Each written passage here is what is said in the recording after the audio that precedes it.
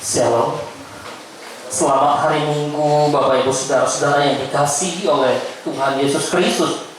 Pada kesempatan sore hari ini kita bersyukur pada Tuhan oleh sebab pimpinan Tuhan bagi kita tidak pernah hilang, tidak pernah meninggalkan kita di dalam berbagai kondisi hidup yang kita alami. Kita percaya ada anugerah Allah yang senantiasa menopang kita. Mari kita melanjutkan bagian firman Tuhan yang kita pelajari bersama-sama, yang terambil dari kitab Yakobus pasal yang ke-5 ayat yang ke-7 sampai ayat yang ke-11. Yakobus pasal 5 ayat yang ke-7 sampai ayat yang ke-11. Kita akan membaca secara bergantian. Saya akan membaca ayat 7, Bapak Ibu Saudara-saudara akan membaca ayat 8, demikian seterusnya sampai ayat yang ke-11. Nanti ayat 11 kita baca bersama-sama. Ayat 7, demikian firman Tuhan. Karena itu saudara-saudara, bersabarlah sampai kepada kedatangan Tuhan.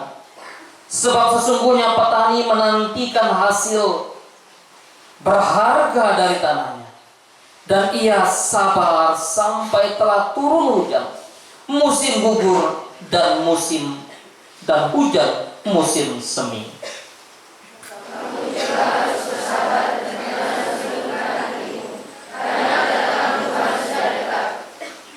Saudara-saudara, janganlah kamu bersungut-sungut dan saling mempersalahkan, supaya kamu jangan dihukum. Sesungguhnya hakim telah berdiri di ambang pintu. Saudara-saudara,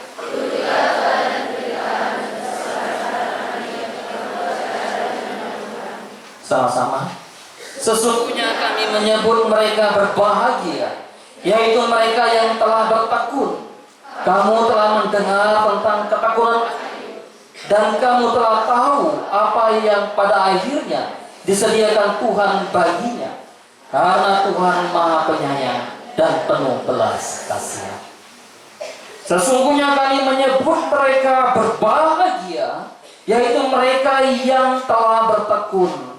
Kamu telah mendengar tentang ketekunan Ayub, dan kamu telah tahu apa yang pada akhirnya disediakan Tuhan baginya. Karena Tuhan Maha Penyayang dan penuh belas kasihan. Bapak Ibu Saudara-saudara yang dikasihi oleh Tuhan, siapa dari antara saudara-saudara yang ketika menyadari hidup bahwa hidup di dalam dunia ini memerlukan kebahagiaan? Adakah dari antara saudara lalu berkata, saya ingin lahir ke dalam dunia dan saya tidak ingin menikmati kebahagiaan? Ada.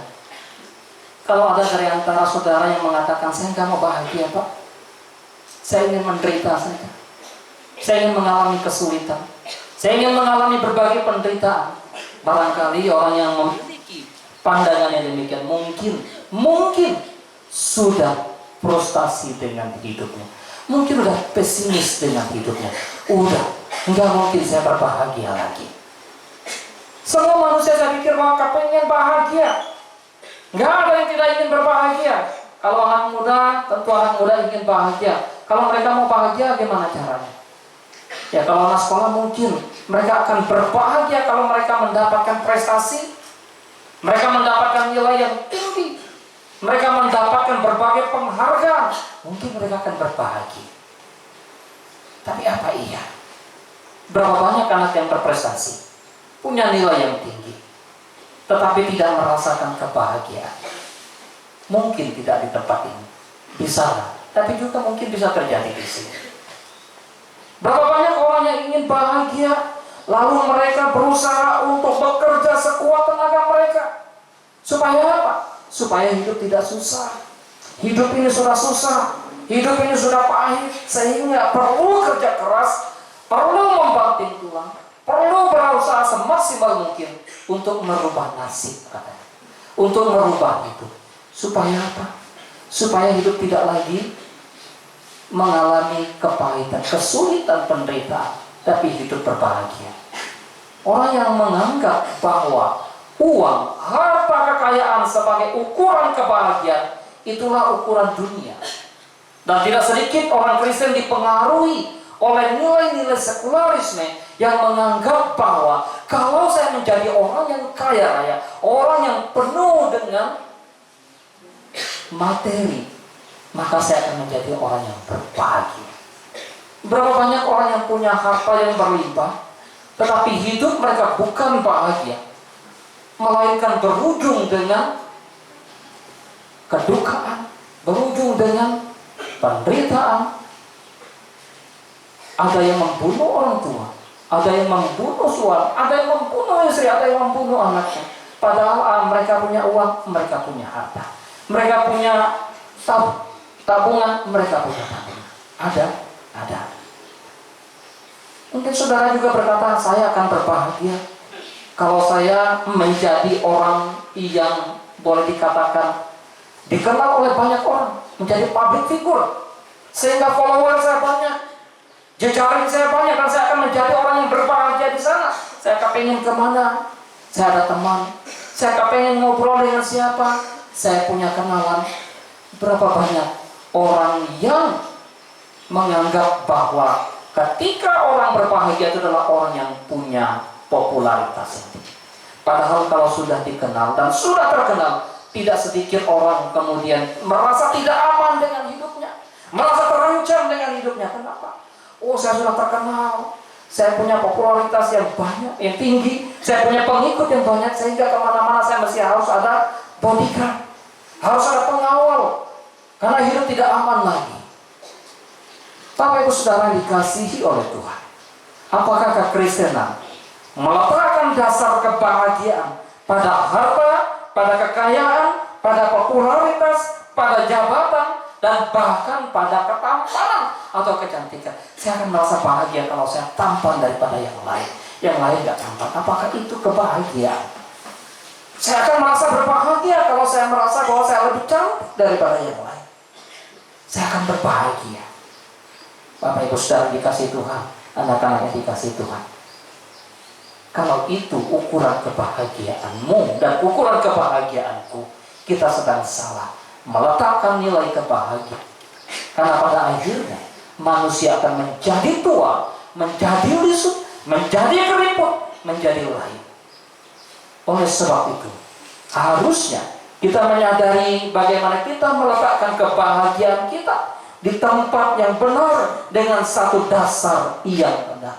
Yakobus ingatkan kepada orang percaya ketika mereka mengalami berbagai penderitaan, mengalami berbagai kesulitan, mereka ditindas, mereka berjuang tapi tidak mampu untuk melawan keadilan oleh karena tekanan yang dilakukan oleh orang yang punya power, yang punya kuasa. Secara khusus dalam konteks zaman Yakobus, orang yang lebih kaya menindas orang yang lebih lemah, sehingga orang yang miskin, orang yang lemah merasa tertindas. Dikala seperti itu, maka Yakobus mengatakan kepada mereka bahwa mereka akan tetap menjadi orang yang bisa berbahagia sekalipun hidup mereka penuh dengan berbagai kesulitan.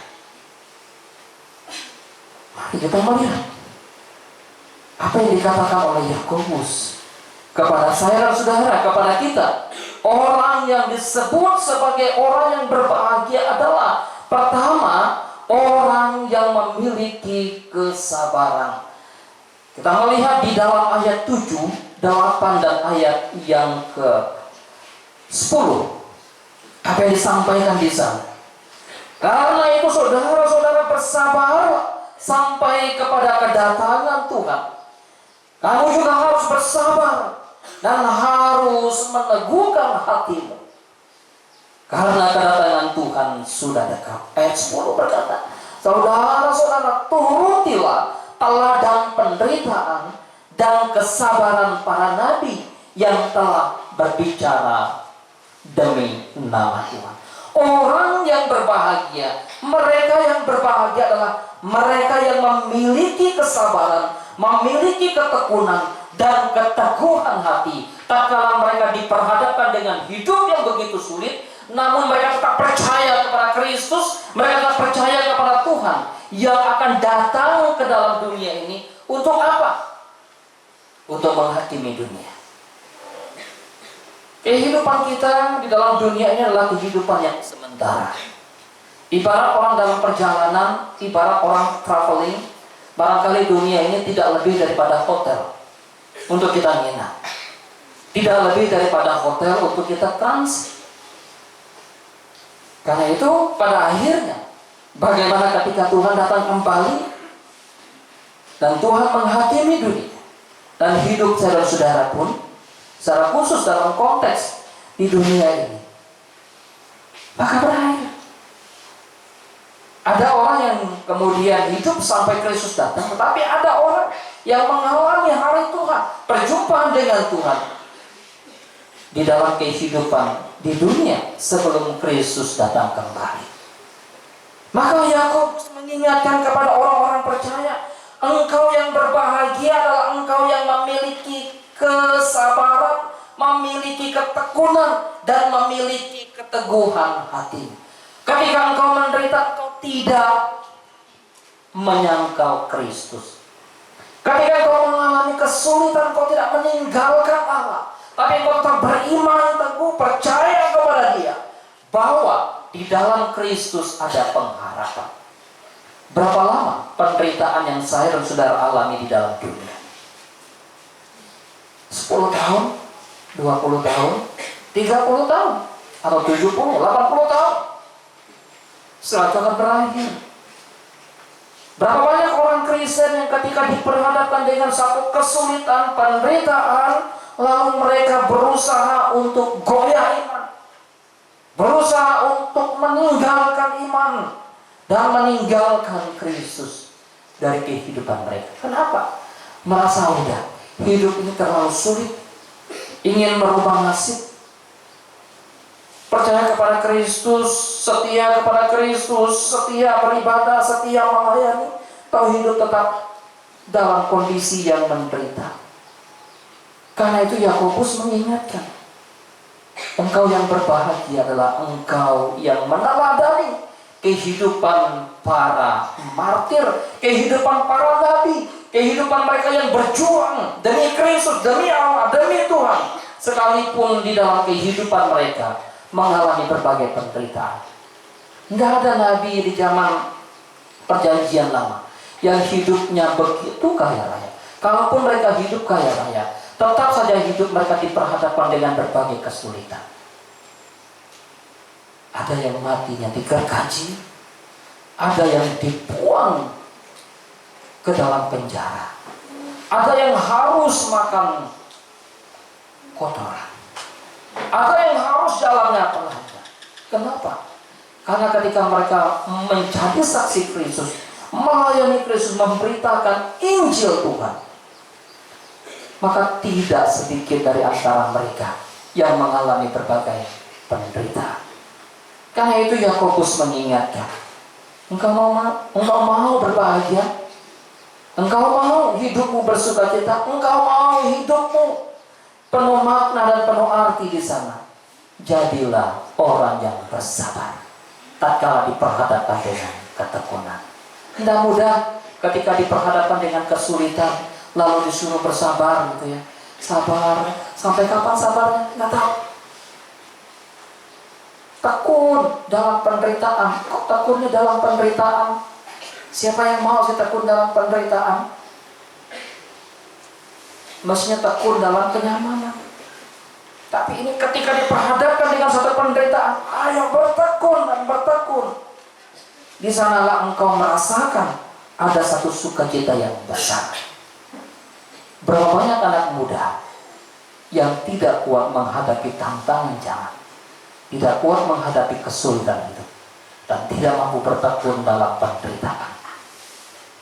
Kalau kita membaca tulisan Matius maupun tulisan Lukas, di dalam khotbah Tuhan Yesus di bukit ucapan berbahagia, maka apa yang Yesus sampaikan di sana sangat kontras dengan filosofi dunia yang mengajarkan kebahagiaan itu ketika hidup dalam kelimpahan. Tapi Yesus mengajarkan, berbahagialah orang yang suci hati, berbahagialah orang yang menderita mengalami penganiayaan oleh karena kebenaran. Adakah kita siap menderita bagi Kristus? Siap menderita bagi kebenaran? Manusia kepengen mencari yang nyaman. Tapi ketika mengikut Kristus, bukan saja diperhadapkan dengan kenyamanan, tapi diperhadapkan dengan berbagai kesulitan. Karena itu ketika gereja berusaha untuk mengajarkan kemakmuran dan kemakmuran, gereja sedang menyimpang dari kebenaran yang sejati. Jangan pernah mau dilina-bobokan dengan satu pengajaran yang terus menjanjikan kemakmuran dan kemakmuran kepadamu. Belajarlah kita baik-baik. Kepada kita dikaruniakan bukan saja untuk diselamatkan, tetapi juga dikaruniakan untuk menderita untuk Dia.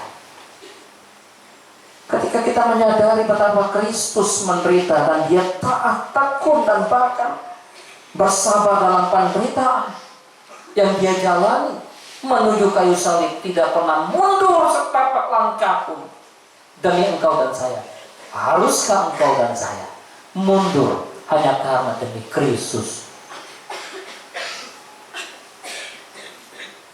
Oleh sebab itu, mari kita merenungkan baik-baik. Orang yang berbahagia, orang yang memiliki kesabaran dan ketekunan. Orang yang berbahagia adalah orang yang memiliki keteguhan hati. Kepada Yosua, Tuhan berfirman, kuatkan dan teguhkan hati. Jangan menyimpang ke kanan atau ke kiri. Tetaplah maju. Sekalipun di hadapan mereka ada banyak musuh Israel yang berusaha untuk melawan, menyerang mereka, dan mereka memasuki tanah perjanjian, maka kepada Musa Tuhan ingat, kepada Yosua Tuhan ingatkan, hei Yosua, teguhkan hatimu, teguhkan hatimu, jangan goyah. Orang yang berbahagia adalah orang yang beriman teguh pada Kristus di dalam kondisi kehidupan apapun yang mereka alami.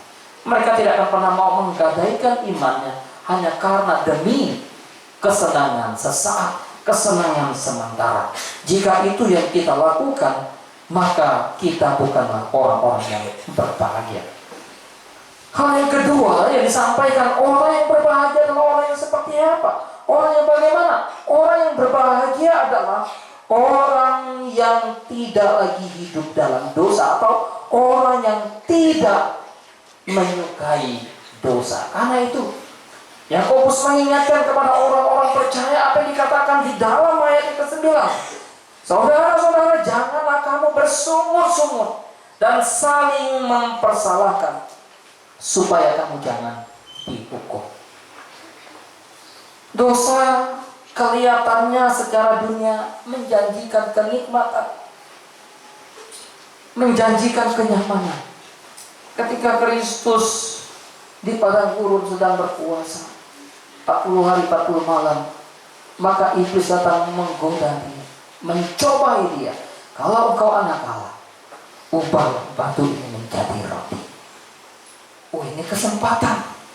Lagi lapar, lagi berpuasa, disuruh merubah batu menjadi roti. Bisa nggak Kristus? Dia Allah yang berkuasa, Allah yang maha kuasa. Jika engkau anak Allah, jatuhkan dirimu dari punggung batu, karena ada malaikat yang menatang engkau. Jika engkau sujud menyembah aku, lihatlah kerajaan dunia ini akan kuperlihatkan kepadamu dan akan kuberikan kepadamu. Wow. Apa yang dilakukan oleh Kristus ketika dicobai oleh iblis dengan harta kekayaan dunia? Hanyalah engkau iblis, hanya kepada Allah engkau harus beribadah. Hanya kepada Allah orang harus beribadah. Hanya kepada Allah manusia harus beribadah. Karena itu orang yang berbahagia, orang yang tidak hidup dalam dosa. Dosa membawa manusia terpisah dari Allah. Dosa membawa manusia hidup dalam penderitaan, hidup dalam kesulitan, bahkan hidup dalam kematian yang kekal. Karena dosa, maka Adam dan Hawa terusir dari Taman Eden. Karena dosa, maka Kain membunuh Habel. Karena dosa, maka ada perbuatan-perbuatan jahat yang dilakukan oleh manusia yang satu terhadap manusia yang lain. Karena dosa, maka ada pemerkosaan. Karena dosa, maka ada pembunuhan. Karena dosa, maka ada pencurian. Karena dosa, maka ada dosa-dosa yang lain. Ada perbuatan-perbuatan yang lain. Maka betapa berbahayanya konsekuensi dari dosa. Oleh sebab itu, ketika manusia dijebak oleh dosa, kalau dia tidak sadar dan tidak keluar dari jebakan itu, hidupnya akan menuju kepada kehancuran. Bersyukur kepada Tuhan, kepada kita terus diingatkan, jangan berbuat dosa lagi. Yakobus menyadari betul apa yang dialami oleh orang Israel ketika mereka keluar dalam perjalanan mereka dari Mesir menuju tanah perjanjian. Mereka memberontak kepada Musa, mereka memberontak kepada pimpinan mereka, lalu mereka bersungut-sungut satu dengan yang lain, berbantah satu dengan yang lain, bahkan mereka mempersalahkan Musa yang memimpin mereka. Apa yang dialami mereka? Apa yang Tuhan lakukan kepada mereka? Tuhan murka kepada umat Israel. Tuhan marah kepada mereka yang memberontak, yang bersungut-sungut, yang berbantah-bantah, dan bahkan saling mempersalahkan satu dengan yang lain. Maka di mana ada cinta kasih, di situ ada kemerdekaan. Orang yang memiliki sukacita, orang yang memiliki kebahagiaan, orang yang berbahagia adalah orang yang diampuni dosanya. Karena itu kalau kita membaca Mazmur pasal 32 ayat 1 dan 2 di sana, berbahagialah orang yang dosanya, yang pelanggarannya tidak diperhitungkan oleh Allah, yang dosanya, yang pelanggarannya ditutupi, diampuni, ditebus oleh Allah. Saudara, sekarang tentu banyak hal yang bisa menggoda kita.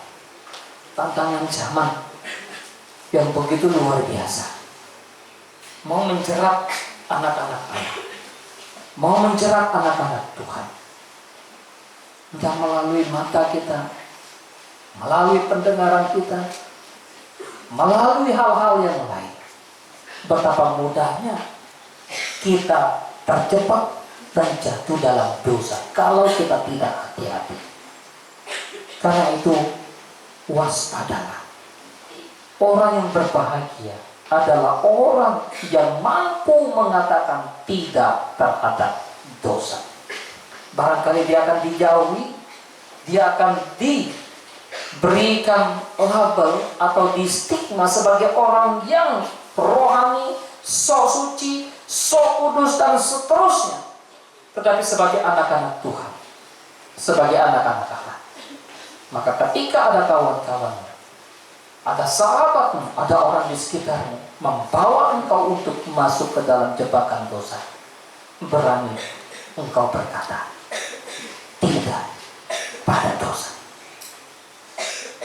Nggak ada dosa ya, kecil-kecil apa, sedikit-sedikit. Kan dosa kecil, dosa ringan,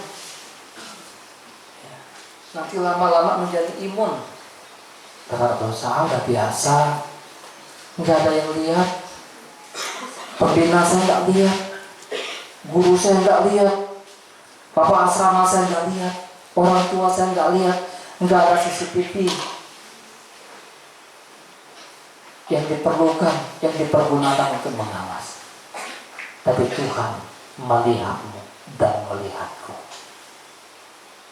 Allah adalah Allah yang El-Roy, yang melihat akan pergumulan, melihat akan perbuatan saya dan saudara. Bahkan apa yang tidak engkau lihat, yang tidak orang lain lihat, Allah melihat. Sampai ke relung hati kita yang paling dalam. Betapa berbahagianya mereka yang dosanya diampuni. Betapa berbahagianya manusia yang mampu menolak dosa. Betapa berbahagianya manusia yang hidup di dalam kemerdekaan, bukan di dalam belenggu dosa. Dosa membawa murka Allah. Dosa membawa manusia jahat terhadap satu dengan yang lain. Tetapi kasih setia Tuhan membawa kita untuk hidup di dalam cinta kasih seorang akan yang lain. Yakobus mengingatkan, jangan lupa bahwa hakim telah berdiri di ambang pintu. Mungkin kau akan berkata, kita sudah orang percaya, sudah ditebus oleh Kristus, sudah diselamatkan, tidak perlu lagi ada penghakiman. Tetapi jangan lupa, Alkitab mengingatkan bahwa setiap orang akan dituntut pertanggungjawaban dari apa yang diperbuatnya. Engkau sebagai anak-anak Tuhan, engkau setia, engkau rajin, engkau taat, kepadamu juga akan dituntut, diberikan anugerah, diberikan privilege oleh Allah. Karena itu ada yang namanya mahkota. Kalau ibarat orang pertandingan, walaupun tak pilih ada yang juara, tetapi upah mengikut Kristus itu, upah kesetiaan, upah ketaatan, upah cinta kasih manusia tetap ada dari Allah. Begitu besar kasih Allah. Udah Dia selamatkan kita, ketika kita ikut Dia dengan setia, kita pun tetap diperhitungkan. Luar biasa anugerah Allah yang begitu besar dalam hidup kita. Maka Yakobus mengingatkan kepada orang percaya, engkau berbahagia kalau engkau berbahagia, kalau engkau mau punya kebahagiaan itu, maka jangan hidup dalam dosa. Jangan bermain-main dengan dosa. Di dalam kehidupan rumah tangga juga demikian. Kamu suami istri berusaha bermain-main dengan dosa. Pada akhirnya, apa yang Tuhan nyatakan kepada mereka, ya, kita harus menjaga hidup. Hal yang ketiga, orang yang berbahagia adalah orang yang mempersembahkan hidup mereka untuk apa? Untuk melayani Tuhan. Di dalam ayat yang ke-10 di situ dikatakan, saudara-saudara, turutilah teladan penderitaan dan kesabaran para nabi. Para nabi telah berbicara demi nama Tuhan. Para nabi adalah pelayan-pelayan Tuhan.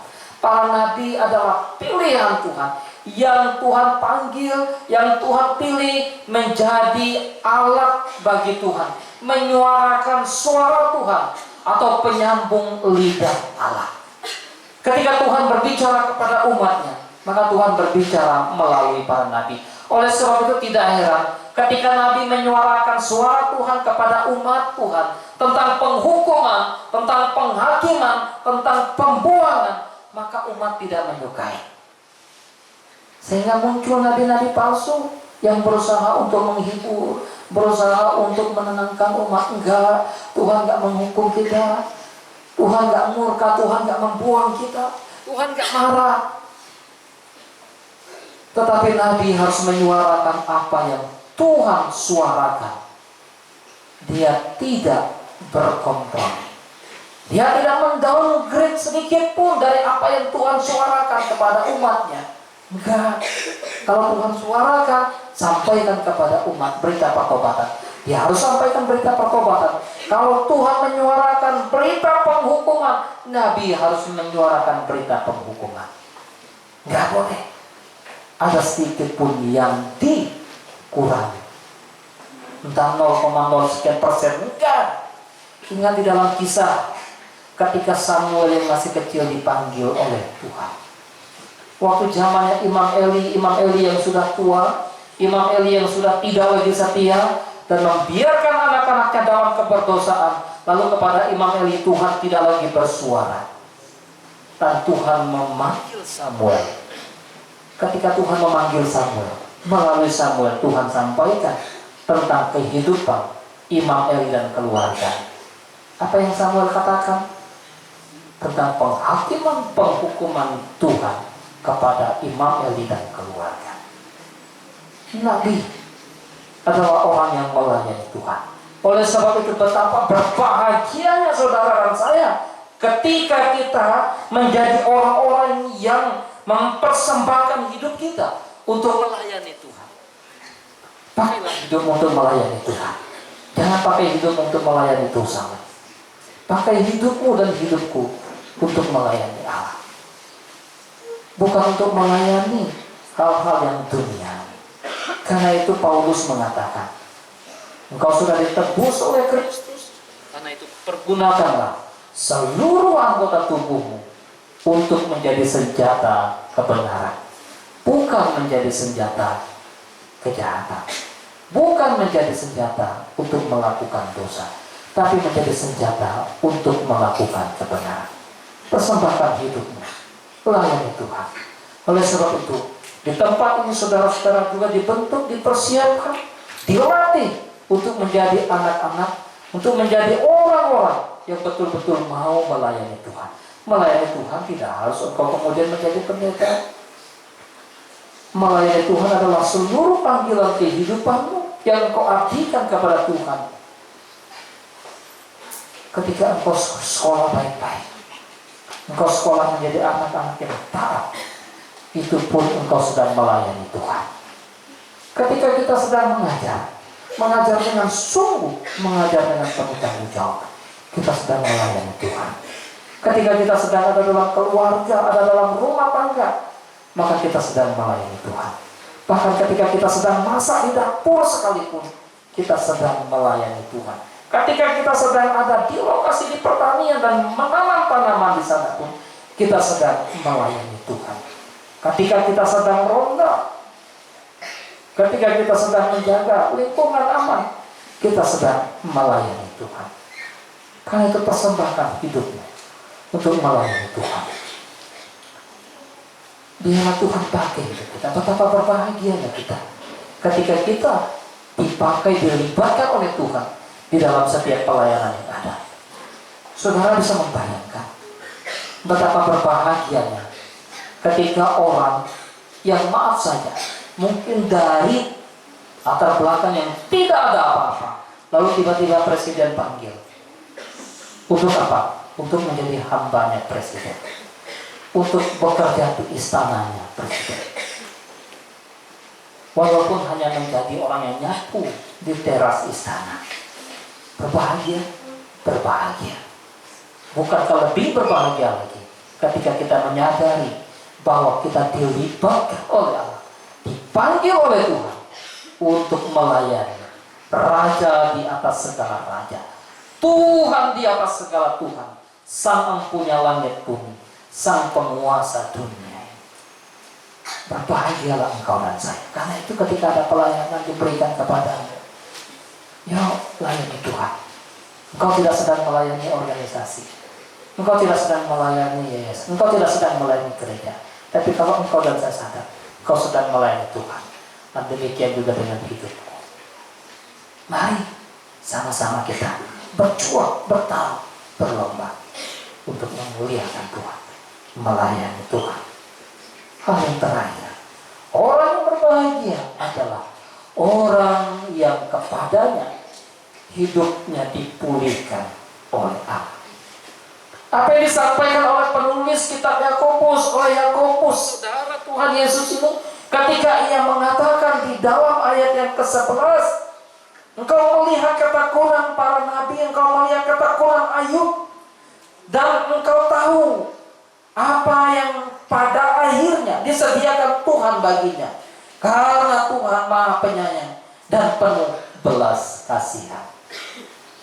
Kalau kita membaca ayat ini, membaca perjalanan kisah Ayub, berapa banyak orang yang begitu tertarik dengan akhir hidup Ayub setelah Ayub dipulihkan oleh Tuhan. Dia sebagai seorang bisnismen yang begitu kaya raya, yang begitu terkenal, banyak harta, banyak karyawan, anaknya juga sempurna, 7 laki-laki, 3 perempuan.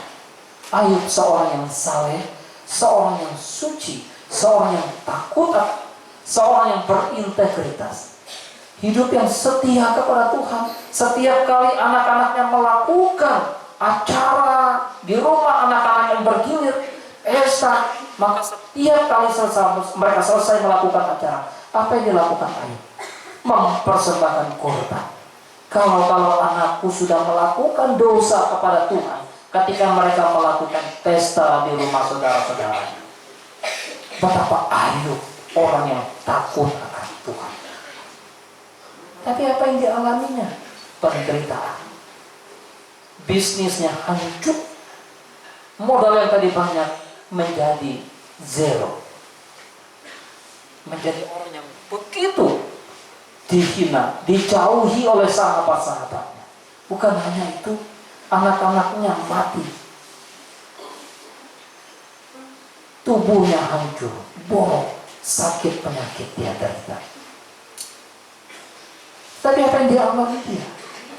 Ketika istrinya berusaha, Ayub, masihkah engkau setia kepada Tuhan? Ayub berkata, apakah engkau hanya mau yang baik dari aku, tetapi tidak mau hal yang buruk? Tuhan yang memberi, Tuhan yang mengambil. Terpujilah nama Tuhan. Perkataan-perkataan yang luar biasa keluar dari mulut Ayub. Dengan telanjang aku keluar, datang ke dalam dunia. Dengan telanjang pun aku harus kembali. Ini pengakuannya begitu luar biasa.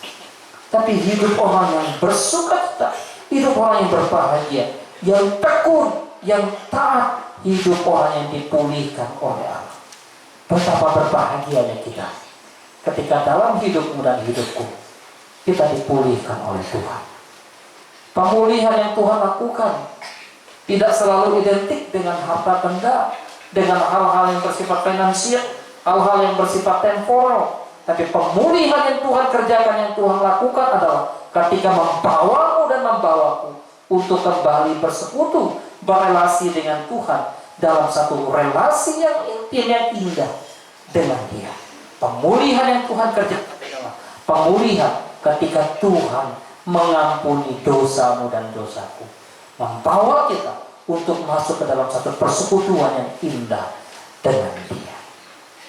Disitulah kita menikmati kebahagiaan. Karena itu tidak heran pemazmur ketika mengatakan, lebih baik satu hari di pelataran Tuhan daripada 1000 hari di tempat yang lain. Mungkin 1000 hari itu penuh dengan kenyamanan, penuh dengan pesta pora, penuh dengan hal-hal yang menyenangkan secara dunia. Tapi pemazmur mengatakan, lebih baik engkau 1 hari di pelataran Tuhan daripada ribuan hari di tempat di mana Tuhan tidak hadir.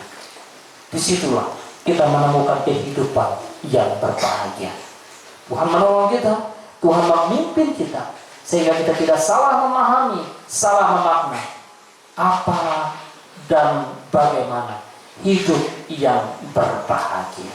Kita tundukkan kepala, kita berdoa kepada Tuhan.